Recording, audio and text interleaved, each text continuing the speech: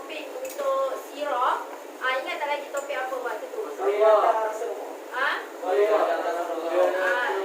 Kehidupan Rasulullah kan?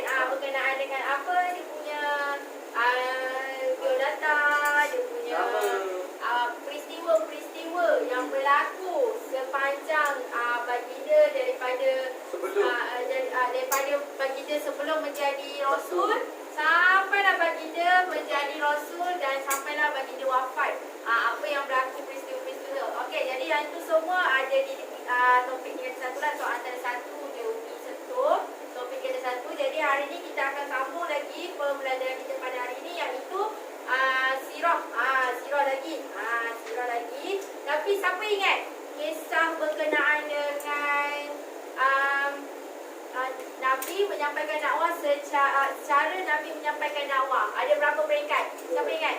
2. Satu peringkat pertama tertutup, tersembunyi. Samalah, tertutup ke tersembunyi sama. Okey, yang kedua terbuka. Ingat ke kisah-kisahnya? Ingat ke? Kajian ingat ke kisahnya? Ingat? Semua dah baca semuanya. Baru orang tidur. Betul lah. Okey. Jadi, yang itulah peristiwa tu yang mana mula Rasulullah SAW menyampaikan dakwah secara tertutup. Okey, penyampaian dakwah Nabi. Sorry lah kan. Dakwah.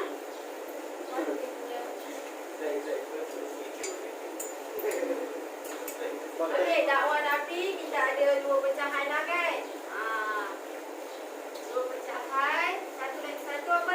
Mula-mula kita daripada peristiwa yang berlaku sewaktu Nabi menyampaikan dakwah secara tertutup. Apa yang berlaku? Apa yang berlaku? Macam mana cerita dia? Berdakwah kat satu tempat. Macam mana pergerakan Nabi dia? Maksudnya cara Nabi sampaikan dakwah secara tertutup, dia fokus kepada siapa? Sampailah. Dia fokus kat sampai-sampai dulu. Ada 3 peringkat. Ada 3 peringkat yang mana Nabi fokuskan sepanjang dakwah secara rahsia. Apa? Yang pada ahli keluarga lagi? Sahabat lagi? Sahabat dengan keluarga. Kaum Kerabat. kaum kerabat lah. Kaum kerabat itu termasuk anak-anak lah. Alright, jadi hari ini kita akan sambung lagi dakwah secara sulit. Dia sulit, dia sembunyi, rahsia. Semua tu benda yang sama lah. Jadi jangan keliru pula. Okey, semua boleh buka muka surat. Muka surat 146. Okey, hari ni objektif kita nak tahu macam apa tradisi Terbanyak sejarah dakwah. Strategi Nabi dalam penyampaian dakwah. Lepas tu apa faktor-faktor faktor dan juga bentuk penentangan yang berlaku sewaktu Nabi sampaikan dakwah tu. Dia ada penentangan. Tahu ke siapa yang paling jahat lah yang tentang Nabi? Yang orang pertama menentang Nabi siapa? Jangan belakang. Belakang. Dia macam budak-budak kan. Ada Umi kecil tu bila Umi tanya nak makan ke nak air? Nak air ke nak makan? Macam tu. So, apa jawapan kamu? Abu Jahal ke Abu Lahab? Abu Jahal. Mana satu ni? Abu Jahal tak ada. Nabi. Abu Jahal. Aduh. Abu Jahal dengan cerita munafik saja ya. Okey, tengoklah. Okey, seterusnya Yani lah menceritakan keadaan masyarakat Arab selepas kedatangan Islam. Ini Umi akan suruh awak lah yang cerita pada Umi. Umi tak nak ceritakan, tapi awak kena ceritakan macam mana kedatangan masyarakat Arab selepas kedatangan Islam tu. Apa yang jadi? Mereka terima ke, mereka tak terima ke? Dan semualah. Okey, Umi just sentuh berkenaan dengan apa tu dakwah secara sulit dan juga terang-terangan macam mana, dan juga apa strategi dakwah tu. Selepas tu awak yang kena bagi tahu ya. Okey, jadi kita nak tahu berkenaan dengan hikmah. Lepas tu last sekali kita nak tahu iktibah lah. Tahu ke iktibah tu apa? Pengajaran. Okey.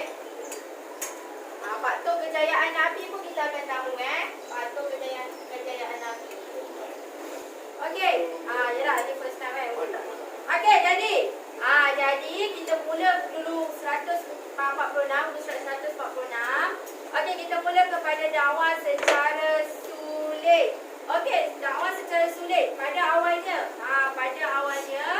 okey, daripada surah apa yang Allah turunkan untuk mengarahkan Nabi, untuk menyampaikan dakwah secara sulit. Surah Al-Mudaththir. Okey, cuba bacakan surah Al-Mudaththir secara bersama-sama. Bismillah.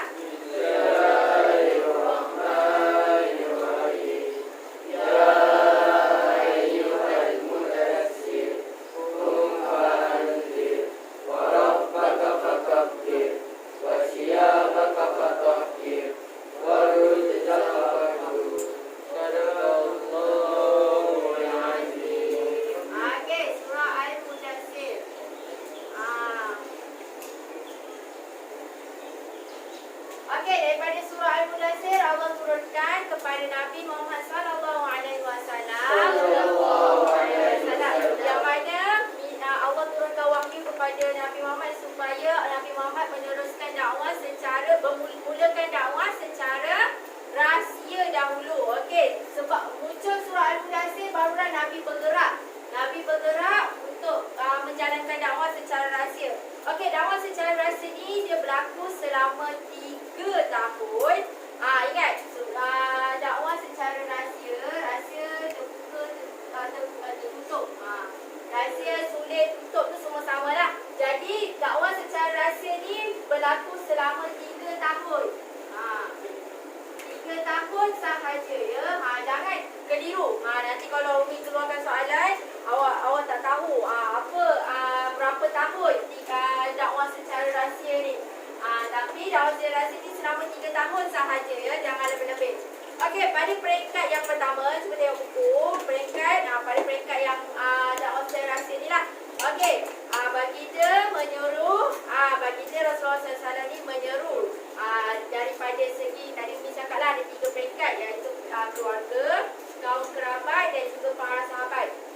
Nabi fokuskan kepada 3 golongan ni dulu untuk menyampaikan dakwah secara rahsia, untuk menyampaikan agama Islam ni. Kenapa Nabi tak terus terbuka je? Kenapa? Sebab, terima kasih Syahir, sebab orang tak terima, orang akan marah. Orang akan tak terima, and orang akan maki, hama semua ada. Kita tahu kan macam mana perangai masyarakat jahiliah time tu. Tahu kan macam mana perangai kafir Quraisy time tu. Jadi sebab itulah Allah arahkan Nabi supaya laksanakan dulu dakwah secara rahsia, dan Nabi fokus kepada 3 golongan tu lah. Termasuklah Abu Bakar Siddiq, Osman bin Affan dan Khulafaur Rasyidin tu lah. Dan wanita pertama yang masuk agama Islam siapa? Siti Khadijah, iaitu isteri pertama Nabi. Isteri pertama Nabi ni lah, lelaki-lelaki hebat. Beliau ada dengan Nabi tu daripada baginda dapat wahyu yang pertama sampai wafat lah. Okey, dan kanak-kanak lelaki yang pertama masuk Islam siapa? Ali. Alhamdulillah, masing-masing ingat. Jadi kita boleh laju lah. Ali bin Abi Thalib tu antara kanak-kanak yang paling awal masuk agama Islam. Lepas tu ada lain lagi. Nama-nama yang lain tu awak boleh tengok. Zaid bin Harisah. Siapa pengasuh? Siapa pengasuh Nabi? Bukan. Lagi seorang. Siapa pengasuh Nabi? Siapa? Siapa ingat? Bukan. Dia start daripada umur. Pengasuh. Umur tak lagi ya? Pengasuh ke? Ada seorang. Ummu Aiman, pengasuh Nabi, dia adalah salah seorang yang masuk agama Islam juga. Sama je. Itu Ummu Aiman. Nama dia Ummu Aiman, iaitu pengasuh Nabi, yang mana dia pun antara salah seorang yang masuk agama Islam, yang terawal masuk Islam. Dia tergolong dalam golongan kaum kerabat. Samalah juga macam Ali bin Abi Thalib pun kaum kerabat, sebab dia ada hubungan persaudaraan, keluarga kan. Lagi satu Zaid bin Harisah. Zaid bin Harisah ni adalah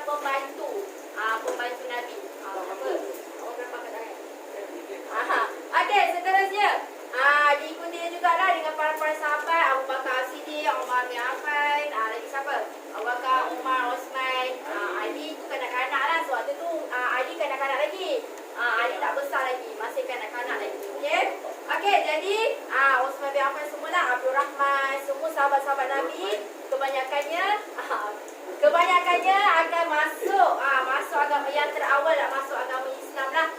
Alhamdulillah, sebab mereka memang sentiasa bersama dengan Nabi. Jadi cara Nabi menyampaikan dakwah, kita boleh tengok strategi lah. Nanti kita tengok strategi. Okey, lepas je Nabi sampaikan dakwah secara rahsia selama 3 tahun, dia menggunakan rumah Al-Arqam tau. Dia menjadi pusat dia adalah dekat rumah Al-Arqam. Tahu tak? Kat dalam buku tu ada. Pusat dia dekat rumah Al-Arqam. Bawah sekali. Okey, bawah sekali tu. Rumah Al-Arqam bin Abi Al-Arqam. Nama dia sama. Nama bapak dia sama, nama dia pun sama. Rumah Al-Arqam bin Abi Al-Arqam. Itu adalah sahabat Nabi, rumah yang digunakan oleh Nabi lah, rumah dia lah. Nabi gunakan sebagai pusat penyampaian dakwah secara rahsia. Tahu kan pusat kan? Bukan pusat kat badan dia. Pusat sebagai pusat. Okey? Jadi, lepas dakwah secara rahsia, terus dia melompat.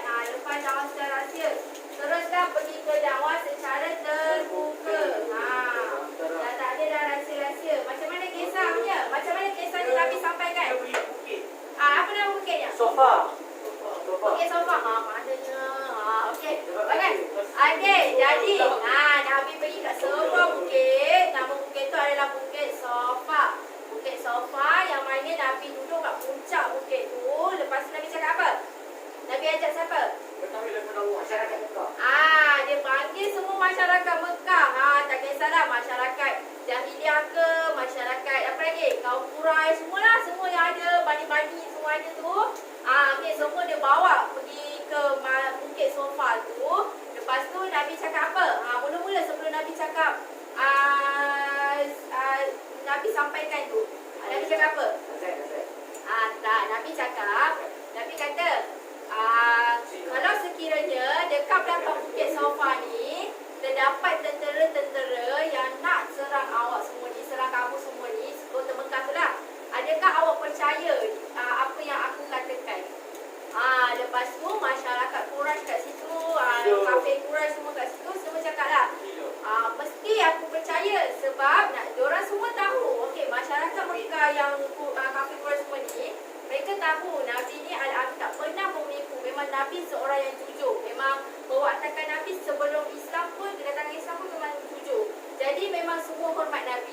Sebab itulah termasuklah Abu Jahal time tu pun dia juga cakap, of course lah, saya aku percayakan kau. Macam itulah kan. Mestilah. Bahasa Inggeris terus kan. Okey, mestilah dia percaya, aku percayakan kau sebab kau kan satu-satunya manusia yang jujur apa semualah. Lepas tu bila diorang kata aku akan percaya, barulah Nabi teruskan bercakap berkenaan dengan mentauhidkan Allah, beriman dengan hari akhirat. Lepas tu ada balasan baik, ada balasan buruk, semua tu lah kan. Jadi time tu lah baru Abu Jahal tiba mengamuk, dia tak terima.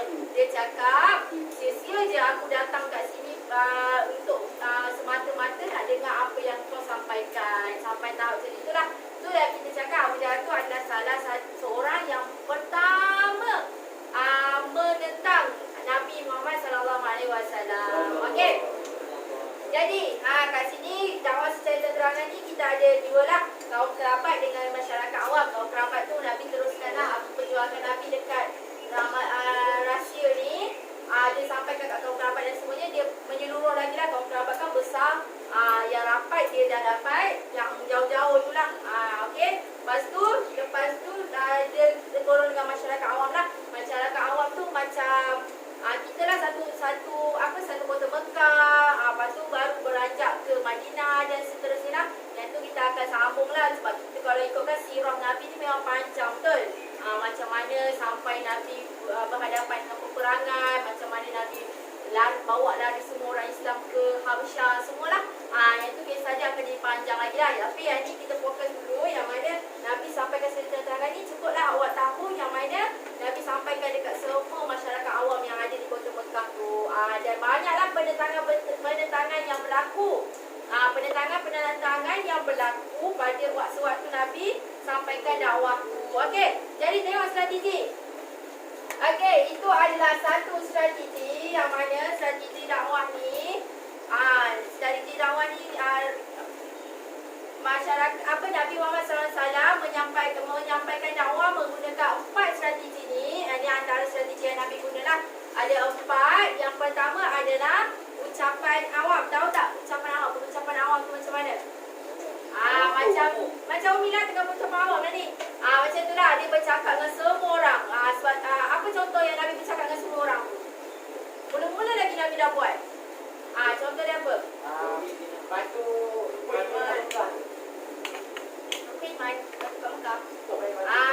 Cubalah baca kat sebelah tu dah tulis dah. Bagi dia naik dekat Bukit Sofa. Yang tu kan dah menunjukkan Nabi buat pengucapan awam.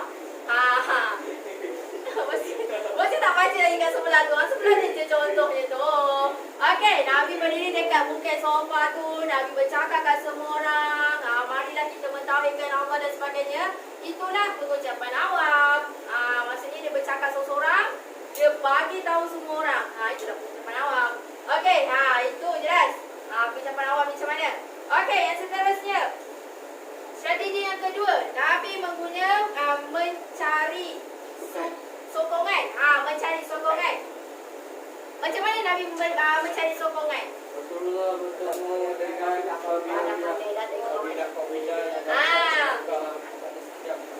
Nampak tu? Nabi, okey. Memanglah agak sukar kalau Nabi sendiri sukar untuk menyebarkan dakwah. Mestilah dia bagi dia perlukan sokongan-sokongan. Macam kita lah, kita pun kalau nak belajar ke, nak menghafal Quran ke, kita perlukan sokongan-sokongan daripada orang sekeliling. Macam itulah Nabi buat strategi macam tu. Nabi perlukan bantuan. Nabi mintalah tolong siapa-siapa yang boleh bantu. Salah satunya adalah para sahabat lah. Lagi satu, siapa bapa saudara Nabi yang selalu bantu Nabi? Abu Talib. Abu Talib pun adalah salah satu manusia, salah satu seseorang yang sentiasa tolong Nabi. Walaupun dia menentang apa yang Nabi sampaikan, tapi dia still berjanji supaya agar dia tu sentiasa akan protect Nabi.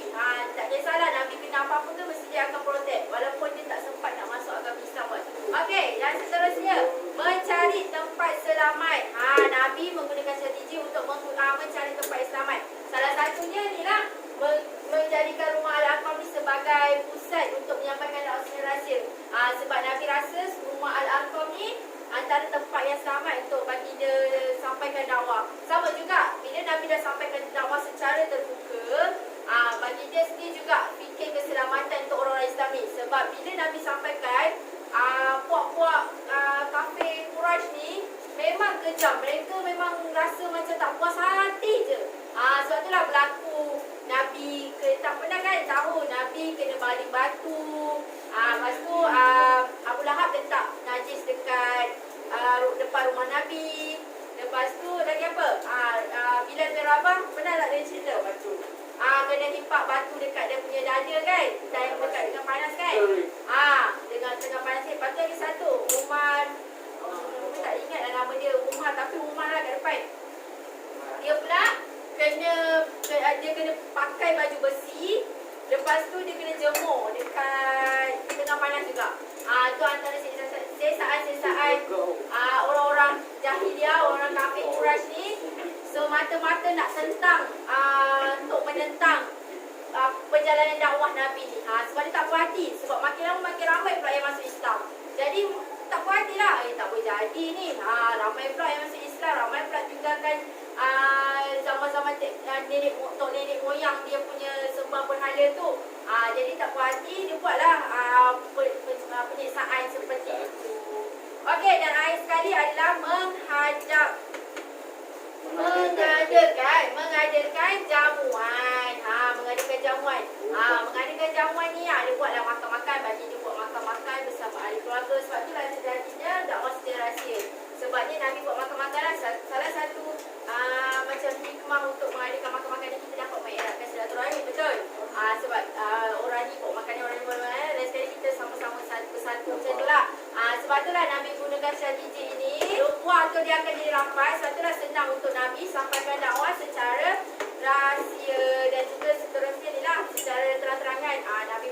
orang-orang yang terdekat dan sebagainya. Okey, dah. Kita masuk kepada hikmah strategi berdakwah. Itu adalah hikmah strategi berdakwah. Okey, jadi hikmah strategi dakwah.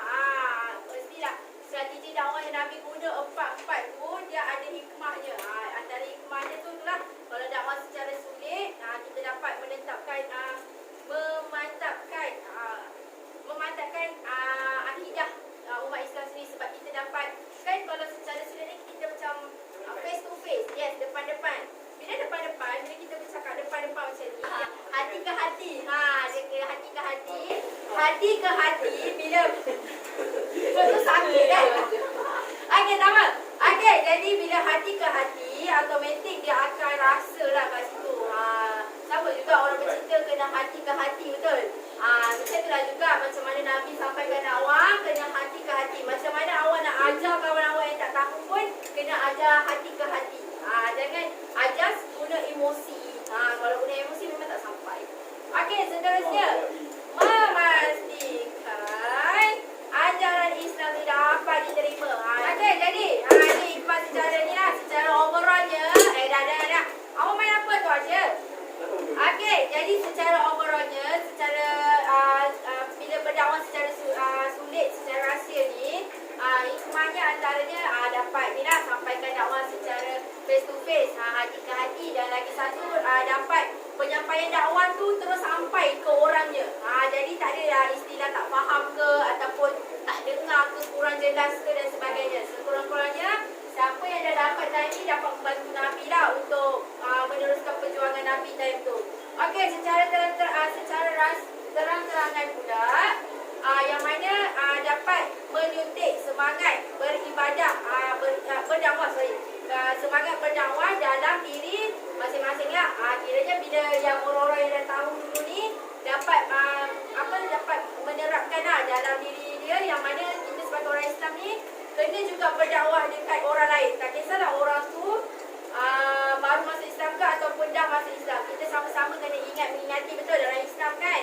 Jadi kat situ dapat menerapkan dirilah dalam diri diorang, dalam diri semua umat Islam time tu, supaya kena berdakwah lah kepada orang lain. Okey, dan seterusnya dapat membantulah, dapat menimbulkan rasa tanggungjawab. Bila kita dah rasa umat Islam kena sampaikan dakwah, jadi itu adalah satu tanggungjawab. Jadi kita boleh sedarlah akan tanggungjawab kita sebagai umat Islam. Itu antara secara hikmah, secara terang-terangan lah kenapa Nabi sampaikan dakwah secara terang-terangan. Okey, kita masuk faktor penentangan. Faktor penentangan ni pun Umi dah bagi tahu tadi antara penentangan yang berlaku. Awak kenapa? Awak main apa? Okey, antara penentangan yang berlaku yang tadi bagi tahu lah, yang mana Abu Lahab letak najis lah, dan Bilal bin Rabah kena siksaan lah dan sebagainya tu. Itu antara bentuk penentangan.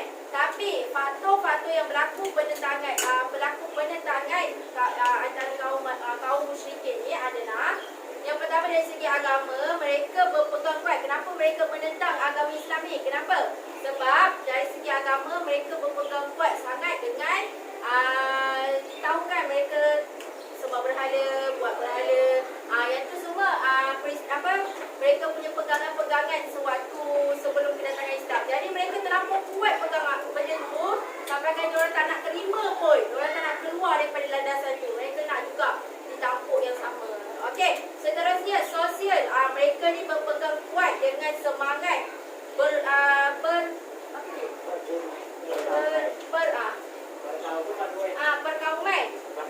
Tak nampak. Okey, mereka berpegang kuat dengan semangat perkauman dia. Sebab itulah kan kafir Quraisy ni berpuak-puak satu. Lepas tu mereka terlampau pentingkan kaum mereka sahaja. Jadi sebab itulah munculnya kaum Bani ni, lepas tu Bani ni, kafir Quraisy ni. So banyak puak. Jadi mereka lebih suka berkeadaan macam tu daripada mereka nak kena bersatu padu. Diorang suka bercerai macam tu je. Okey, sebab itulah ada puak. Okey, dari segi politik pun mereka sukalah sebab diorang kan kebanyakannya golongan-golongan bangsawan. Golongan-golongan bangsawan. Lepas tu mereka kaya raya, mereka ada duit. Mereka ada duit. Sebab apa mereka ada duit? Diorang senang untuk jadi kaya sebab mereka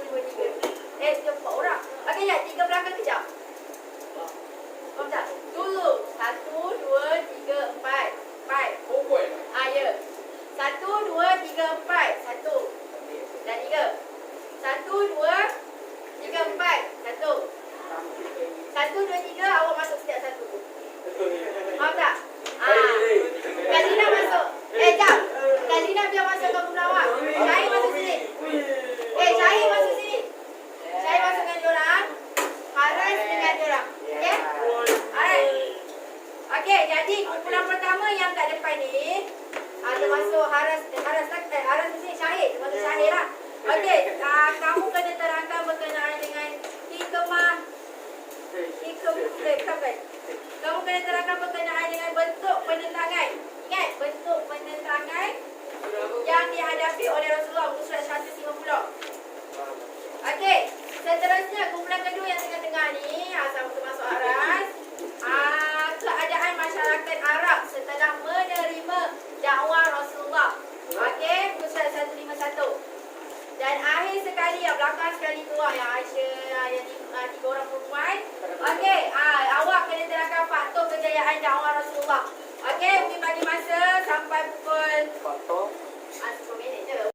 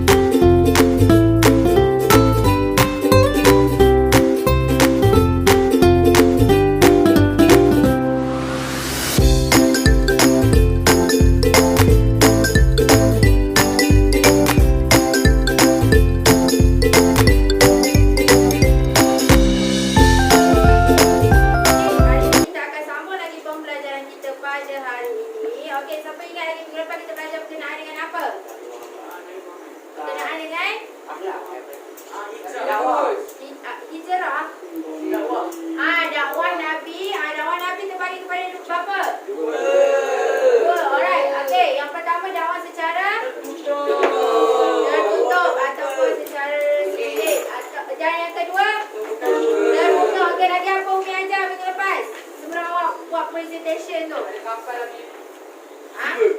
Sebenarnya apa? Okey, siapa yang paling awal masuk agama Islam?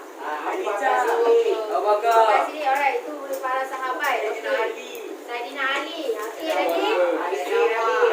Isteri Nabi, Siti Khadijah. Okey, dan ramai dah lagi. Ada banyak golongan. Dari segi para sahabat, kerabat, dan juga siapa lagi yang ketiga? Ahli keluarga. Okey.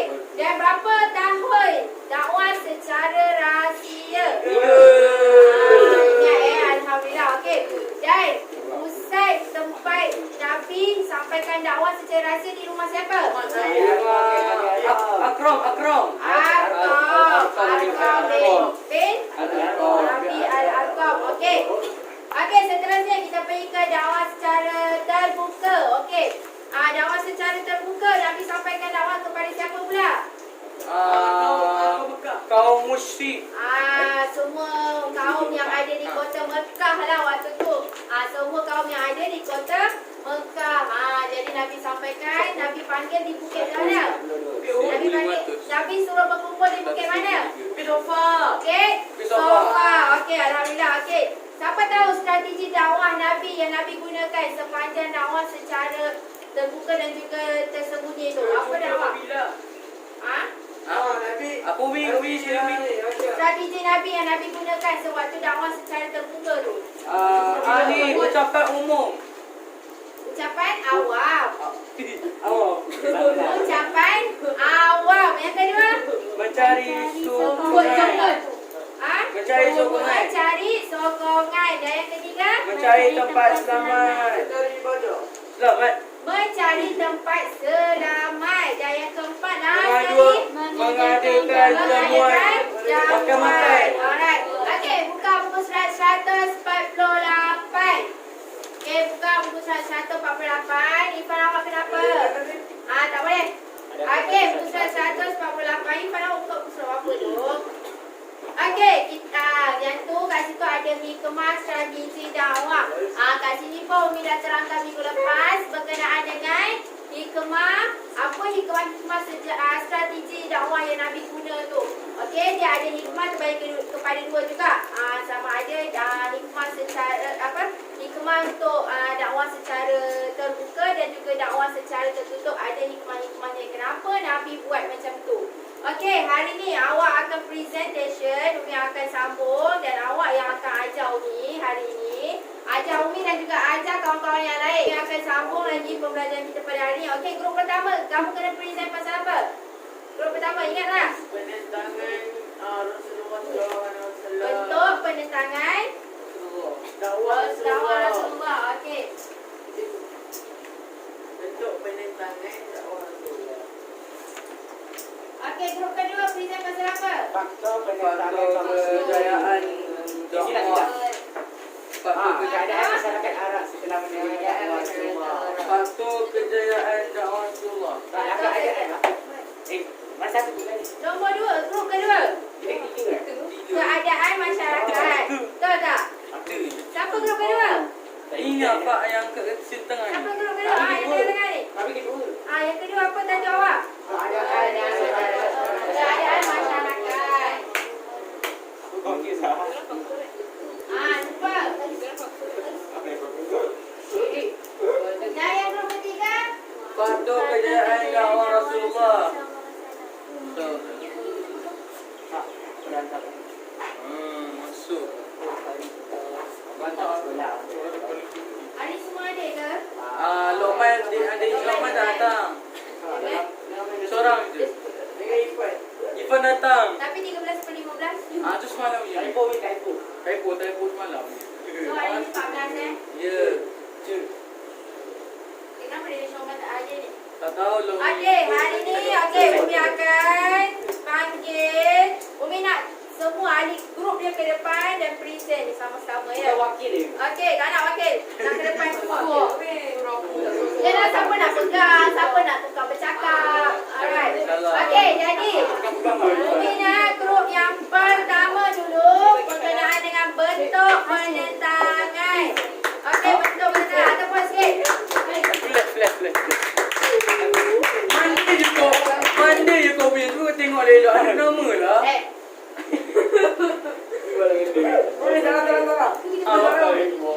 Mandi je. Okey. Siapa ahli grupnya? Saya tu saya. Oh ya dia. Awak ni. Syahid. Tiba. Itu. Yang berlipat lah ni. Itu tamu ni. Mana tu kita punya. Tu. Kami pegang tu. Umi. Boleh lemut. Okey, cepat. Oncol, bagilah Syahid tu. Saya present. Koyak nanti. Koyak barang orang. Alright, okey. Siapa kawan awak? Tepuk tangan sikit untuk program. Okey. Siap. Assalamualaikum warahmatullahi wabarakatuh.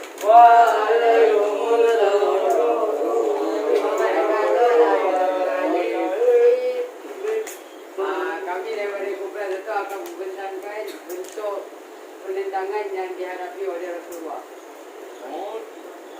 Bentuk penentangan ini juga. Buat sikit. Belakang ni tak dengar ni. Mai nak dengar tak? Tak kan? Bentuk penentangan ini dia ada tiga point. 3 point. Yang pertama apa ni? Okey, dia punya uraian dia ialah kaum muslimin cuba mempengaruhi Abu Talib, iaitu bapa saudara Rasulullah sallallahu alaihi wasallam. Astagfirullah. Adan. Menghalang dakwah baginda. Okey, cuba terangkan sikit. Maksudnya apa ni? Kaum muslim dia apa? Dia mempengaruhi daripada Dengar kawan awak ke depan. Fokus. Abu Lahab apa ni supaya apa ni dia Abu Lahab ni dia nak menentang dakwah Nabi. Lepas tu apa ni dia nak kaum itu pengaruh dengan dia supaya boleh mereka semua boleh menentang dakwah Nabi secara Berapa ramai? Seterusnya. Umi nak semua bercakap Okey. Umi nak semua bercakap dakwah Islam mengesongkan perhatian masyarakat daripada dakwah baginda melalui syahid serta burukkan bagaimana umat Islam.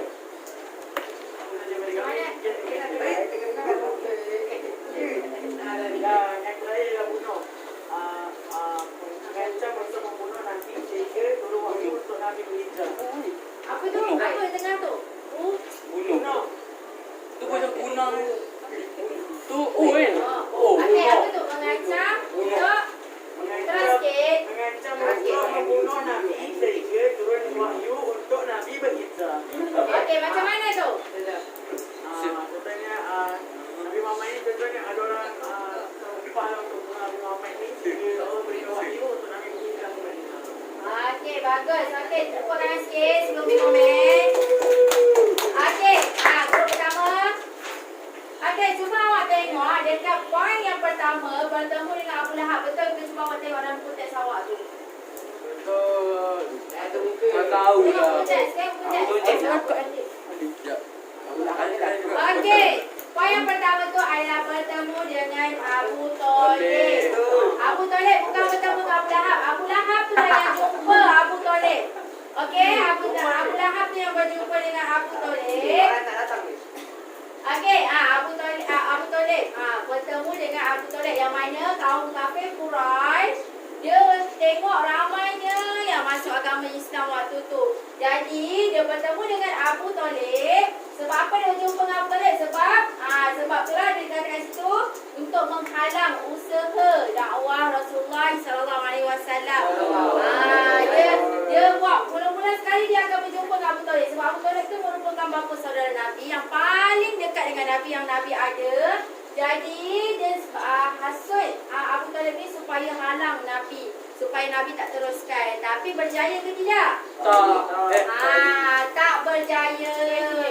Sebab Abu Thalib ni terlampau sayangkan Nabi. Dia terlampau sayangkan Nabi sampaikan dia berjanji untuk lindungi Nabi walau apa cara sekalipun. Okey, yang kedua tu bunuh. Okey, bunuh ni poin yang terakhir sekali nombor 7 kat dalam buku awak tu. Mengancam untuk membunuh Nabi. Betul lah tadi Syahid cakap. Yang mana kaum Quraisy ni mengancam Nabi. Dia apa ni? Bagi tahu Nabi yang mana dia akan bunuh kalau kalau Nabi tak nak stop dakwah Nabi tu. Jadi apa lagi Allah turunkan wahyu untuk selamatkan Nabi Muhammad SAW. Jadi Allah turunkan wahyu suruh pergi berhijrah. Banyak kisah untuk berhijrah ni sebab start berhijrah tu Nabi buat banyak pula, ada hijrah ke Habsyah, ke Taif, ke Madinah dan sebagainya lah. Okey, dan seterusnya memburuk-burukkan dakwah Islam. Ni lebih kepada pakcik bawang lah. Yang mana dia banyak dia cerita itu ini supaya orang-orang waktu tu tak yakin tentang agama Islam ni. Okey. Dan seterusnya ada lagi beberapa isi yang mereka letak ketiga saja dan ada lebihan lagi kat dalam buku teks awak tu. Awak boleh teruskanlah memburuk-burukkan, lepas tu menyeksa umat Islam. Siapa yang antara yang awak tahu? Siapa yang terseksa? Bila lagi? Sumaya lagi. Ramai sangat yang kena seksa. Macam-macam lah. Antara sahabat-sahabat Nabi yang kena seksa sewaktu itu. Dan yang keempat adalah tawaran. Tawaran sebab kamu pun tahu kan orang dulu, orang kafir Quraisy ni terlampau kaya. Dia terlampau kaya, jadi dia mainlah riba, dia bagi ataupun dia memperjudikan. Dia bagi kalau kau tak nak masuk Islam, kalau kau tak terima dakwah Nabi, aku bagi kau ganjaran sekian. Okey, itulah apa yang bentuk penentangan dan seterusnya kompromi. Kompromi tu lebih kepada itulah kita kompromi dengan orang dan juga pemulauan. Dia pulau apa yang Nabi sampaikan dan dia pulau semua orang Islam yang ikut Nabi. Okey, itu adalah bentuk penentangan. Okey, terima kasih kepada grup pertama. Alright, terima kasih. Okey, kita pergi ke tempat duduk awak untuk warahmatullahi wabarakatuh. Waalaikumsalam warahmatullahi wabarakatuh. Hari ini kita akan membentangkan tentang faktor kejayaan dakwah Rasulullah sallallahu alaihi wasallam. Sallallahu alaihi wasallam.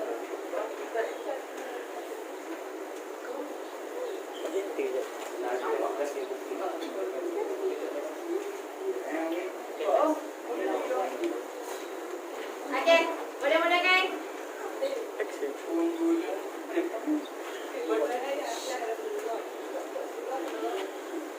sikit. Kau sikit Umi tak dengar. Sehingga mendapat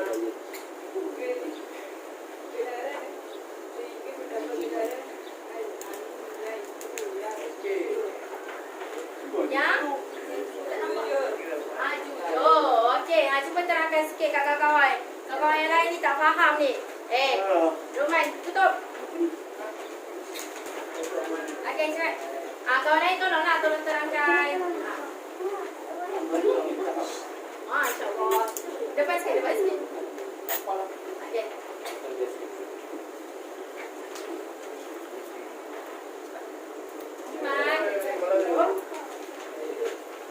Ada dua ialah keadilan dan persamaan dalam Islam.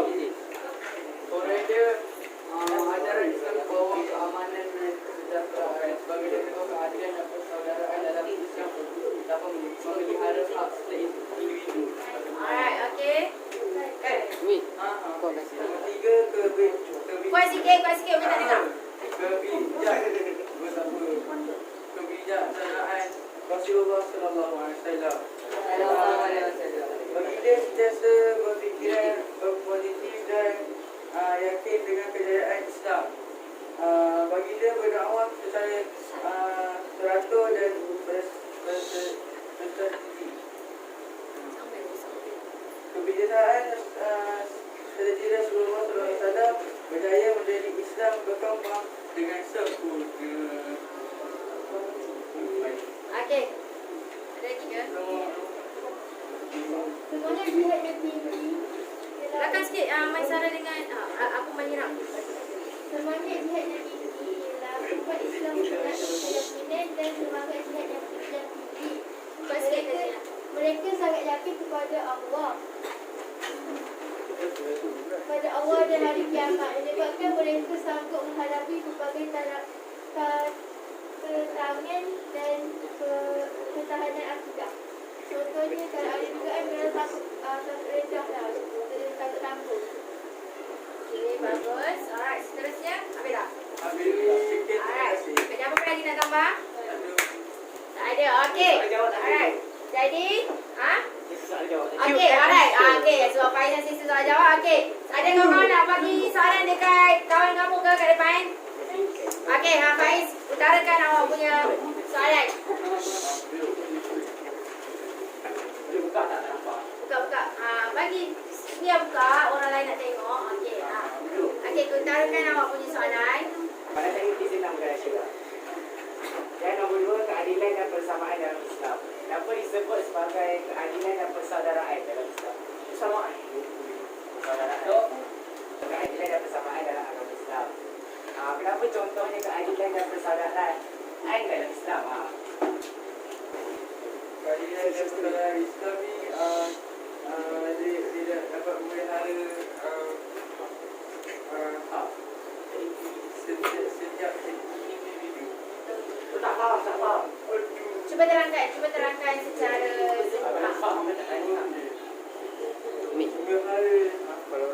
Keadilan dan persaudaraan ni Islam dapat memelihara dan memudahkan merapatkanlah. Okey, boleh faham?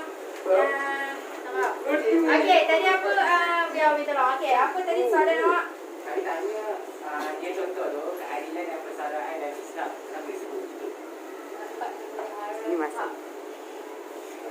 Keadilan dan persaudaraan dalam Islam dapat memelihara hak setiap individu. Okey, ini kan faktor kejayaan Nabi, dakwah Nabi Rasulullah SAW. Yang mana yang kedua adalah keadilan dan persamaan dalam Islam. Yang mana dalam agama Islam ni kita tahu yang agama Islam ni adalah satu agama yang mudah dan dia adil untuk semua orang. Tak kisahlah orang tu adalah tak kisahlah orang tu adalah orang bukan Islam ke, orang Islam ke dan sebagainya, apa-apa kaum sekalipun. Irfan, duduk tempat awak.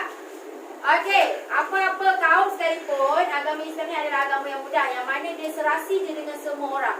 Tak kisahlah orang tu agama apa-apa pun, tapi dia serasi dengan semua orang. Sebab itulah faktor kejayaan Nabi adalah salah satunya adalah keadilan dan juga persamaan. Sebab apa? Sebab agama Islam ni adalah sebuah agama yang adil dan juga agama Islam ni banyak persamaannya. Tak kisahlah dengan orang-orang lain ke, orang-orang bukan agama Islam sekalipun, dia benda yang apa yang diorang buat tu sama. Contoh berkenaan dengan akhlak. Betul? Akhlak kan, kalau kita buat baik, Islam dituntut untuk kita membuat baik kepada semua orang. Sama juga dengan agama lain. Agama lain pun dia tetap juga ada adab dan juga benda baik yang dia kena dituntut untuk buat. Itu satu persamaan antara Islam dengan bukan Islam lah, tapi bezanya kita dituntut buat kebaikan dan kita dapat pahala. Dan kita memang Allah bagi ganjaran syurga nanti akhirat nanti. Tapi kalau untuk bukan Islam ni, itu dia ada hal dia lah. Dia punya apa tawaran dan sebagainya lah. Itu daripada pihak orang yang bukan Islam lah. Cuma dari segi persamaannya, contoh daripada segi perbuatan baik yang kita kena buat dan sebagainya. Itulah salah satunya keadilan dan persamaan. Dan agama Islam ni kan sebuah agama yang adil macam Umi kata. Jadi semua serasi dengan agama Islam ni sebenarnya. Sebab itulah agama Islam ni mudah untuk diterima oleh orang ramai. Okey, faham tak? Faham ke? Okey, ada apa-apa soalan lain ke? Ada apa-apa lagi soalan lain nak bagi kat kawan awak? Kalau tak ada, alright, tepuk tangan je. Grup kedua. Alright. Okey, seterusnya grup yang ketiga. Sila pergi ke hadapan. Alright, okey, kita bagi tepukan kepada grup yang ketiga. Grup kedua. Okey, mula-mulakan sekarang. Assalamualaikum warahmatullahi wabarakatuh. Waalaikumsalam warahmatullahi wabarakatuh. Kami dari kumpulan kedua dan kami mengucapkan tajuk keadaan masyarakat Arab setelah menerima dakwah Rasulullah SAW. Dari segi akidah dia, yang dikatakan kepercayaan kepada Allah SWT, hanya Allah yang berhak disembah.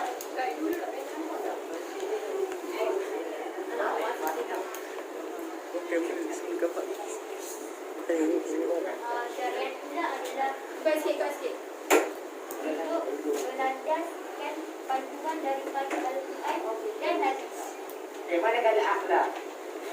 Akhlak pula menunjukkan meninggalkan akhlak yang keji kepada berakhlak mulia. Maksudnya kita menukarkan akhlak yang keji kepada akhlak yang baik. Dan poin yang kedua, menghilangkan rasa, menghapuskan semangat pergauman, mewujudkan persaudaraan dan hidup menghormati dan berkasih sayang. Kesunnah. Sudah, okey. Okey. Sekian, terima kasih. Ini saya. Atas tu. Masuk. Maksudnya kedatangan Islam mengubah struktur untuk masyarakat Arab berdasarkan prinsip semua manusia sama di sisi Allah. Okey, itu masuk bagi apa tu? Yang masuk di mana? Masuk bagi apa tu? Ini masuk aspek umum ni. Dia daripada yang topik atas. Okey. Yang lain faham ke tidak? Tak faham? Tak faham, tak faham. Okey. Mahira tak faham yang mana, Mahira? Akhlak. Akhlak, ada akhlak. Aku tahu. Okey. Jangan bagi kau. Okey, akhlak. Akhlak maksudnya dari 2 poin. Satu, meninggalkan akhlak yang keji kepada akhlak yang buruk. Mengubah akhlak yang keji kepada akhlak yang baik. Dan yang kedua, menghapuskan semangat pergauman. Maksudnya macam berbuah-buah. Contoh kat sekolah ni, yang handsome, yang buruk-buruk. Dan mewujudkan persaudaraan yang hidup, menghormati dan berkasih sayang. Sepertinya saya hormat orang yang lebih tua, hormat orang yang lebih muda, hormat kaum yang ditindas dan tidak mencela sesiapa. Kan? Betul kan?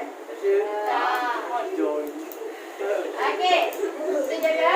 Ah. Alright, Mahira faham?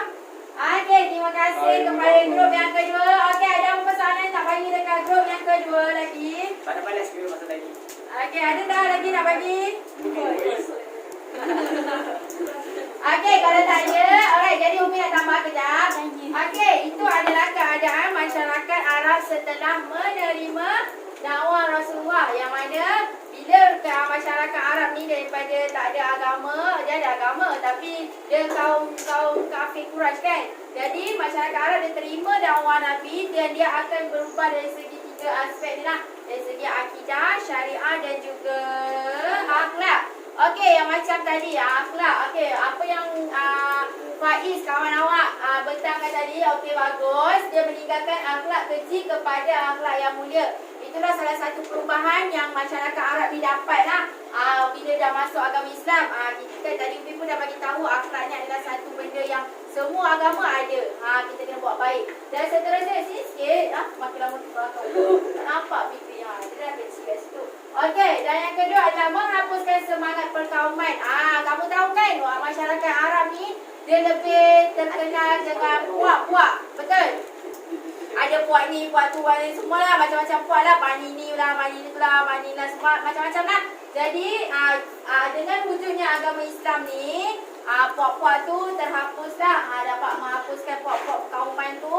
Sebab agama Islam ni adalah agama yang bersatu. Jadi, kita memang kena bersatu antara satu sama lain. Alright, dan seterusnya, okay, itu adalah poin akhlak ni. Okey, memang kat dalam buku pun itu je. Tapi banyak lagi lah poin-poin akhlak ni yang awak boleh fikirkan secara logik. Alright. Dan seterusnya syariat. Syariat ni hidup berlandas kepada panduan Al-Quran dan juga hadis. Macam Umi satu cakap lah, kalau kita belajar Al-Quran, hadis, benda tu memang dua sumber yang Rasulullah SAW tinggalkan kepada kita di akhir zaman ni. Yang mana kita kena berlandaskan Al-Quran dan juga hadis. Dan juga dari segi akidah ni dia melibatkan kita punya kepribadian dalam mentuhankan Allah sahaja, satu-satunya Tuhan yang ada di muka bumi ini. Alright. Okey, itu antaranya. Dan secara keseluruhannya lah, kedatangan Islam ni dia mengubah banyak struktur masyarakat Arab. Dari segi akhlak, syariah dan juga akidah. Supaya sama-sama bila dah masuk Islam, sama-sama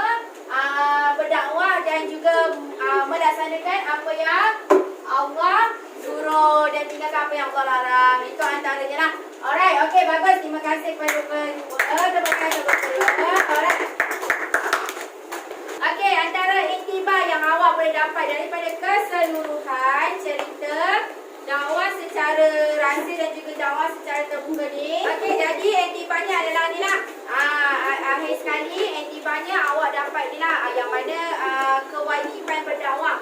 Kita sebagai umat Islam ni, kita ada kewajipan untuk berdakwah. Tak kisahlah awak ni seorang baru tingkatan 2, tapi awak pun seorang Muslim. Jadi awak pun digalakkan untuk berdakwah walaupun sesikit-sikit, asalkan peringatan kepada orang Islam yang lain. Okey, sama juga bagi peringatan kepada kawan awak. Bagi peringatan dan sebagainya lah. Okey, dan yang kedua adalah menunjukkan contoh teladan yang baik. Awak kena tunjukkan contoh teladan yang baik. Sebab tadi Umi dah bagi tahu pasal akhlak dan sebagainya. Alright, jadi awak kena bagilah contoh lagi-lagi awak yang paling besar dekat dalam sekolah ni. Awak yang paling besar umur. Paling besar umur. Walaupun ada yang kecil macam Fikri. Tapi dia lagi besar umur dekat sekolah ni. Jadi awak adalah orang-orang yang kena tunjukkan contoh teladan yang baik lagi, terutama kepada adik-adik awak yang tahun 1 tahun yang kecil-kecil tu kan. Alright, dan tunjukkan contoh yang baik. Sebab tu lah Umi dengan Abi selalu bagi tahu awak kena bagi contoh yang baik, awak kena buat banyak-banyak kebaikan, membantu guru dan sebagainya. Okey, dan seterusnya memulakan dakwah kepada ahli keluarga dululah. Yang tu kita memang kena mulakan daripada keluarga dulu. Kalau kita sibuk berdakwah dekat luar tapi keluarga kita tak terjaga, yang tu salah lah. Yang penting keluarga dulu jaga, baru kita jaga yang kat luar sana tu. Okey, dan seterusnya merancang strategi dalam berdakwah. Apa cuma benda yang awak buat dalam hidup awak ni, awak kena ada strategi yang baik lah. Kalau awak salah strategi, awak salah lah hasil dia tak dapat yang apa yang awak nak lah. Sama juga macam belajar. Kalau awak nak berjaya, mesti awak ada strategi dia. Berusaha, cari maklumat dan sebagainya, bertanya dan sebagainya. Tapi bila awak salah strategi yang awak buat tu, awak tak dapat hasil yang apa yang awak nak tu lah. Kan dah rugi buang masa kat situ. Alright, jadi okay, jadi ada apa-apa nak tanya ke sebelum kita tamatkan kelas pada hari ni? Tak. Satu lagi 15 minit lagi. Ada apa-apa nak tanya ke? Okey, sebagai kerja rumah awak. Aduh. Kau jangan kerja rumah tak ada, Umi geram lah. Okey. Buka muka surat 50. Hari ni semua kerja orang ada ni. Mana dia nak korang ni? Buka muka surat 56. Akan share. 56. Okey nanti. Okey, dah kalau tak nak buat kerja rumah buat sekarang. Okey, buat sebelum pukul 1. Siapa ni? Okey, buka muka surat 56. Sekejap. Buka muka surat 56. Lupa awak ni. Mengajar. Right, buka muka surat 56.